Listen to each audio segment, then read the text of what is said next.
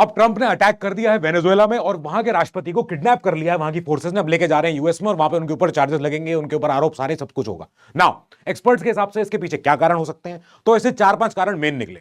सबसे पहला तो ये कि वेनेजुएला से लिंक होने वाला टेररिज्म और ड्रग्स का खपत जो यूएस में होती है, तो इसके लिए यूएस ने जिम्मेदार ठहराया है वेनेजुएला की सरकार को।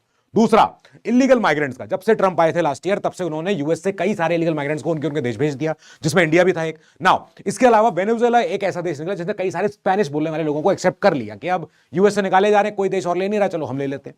तीसरा जो बहुत इंपॉर्टेंट है वो है मडुरो जी की सरकार को यूएस ने सरकार माना ही नहीं, यानी यूएस के हिसाब से और बाकी देशों के हिसाब से मडुरो जी सरकार नहीं जीतने चाहिए थे, इनके दूसरे जो ओपोनेंट थे गोंजालेस वो जीतने चाहिए थे। चौथा जो सबसे इंपॉर्टेंट है वो है ऑयल। वेनेजुएला के पास ऑयल और मिनरल रिजर्व्स का विश्व में सबसे लार्जेस्ट रिजर्व है।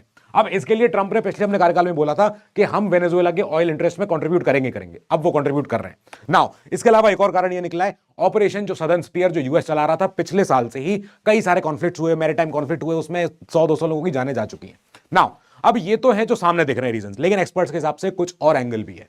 अगर आपको पता हो तो यूएस के नीचे जो ये समुंदर कहलाता है इसको बोला जाता है गल्फ ऑफ मैक्सिको, लेकिन ट्रंप ने कहा नहीं, हम इसको बोलेंगे गल्फ ऑफ अमेरिका, जैसे चाइना करता है हमारे इधर ईस्ट एशिया में, साउथ चाइना सी, सारे आइलैंड जो है हमारे रहेंगे। ऐसे यूएस ने ये दिखाया रशिया को और चाइना को कि देखो हम कितने ज्यादा मजबूत ताकतवर हैं कि हम कर सकते हैं दूसरे देश पे अटैक और वहां के राष्ट्रपति को किडनैप कर सकते हैं, जैसे उन्होंने पहले भी किया था गद्दाफी को, सद्दाम को।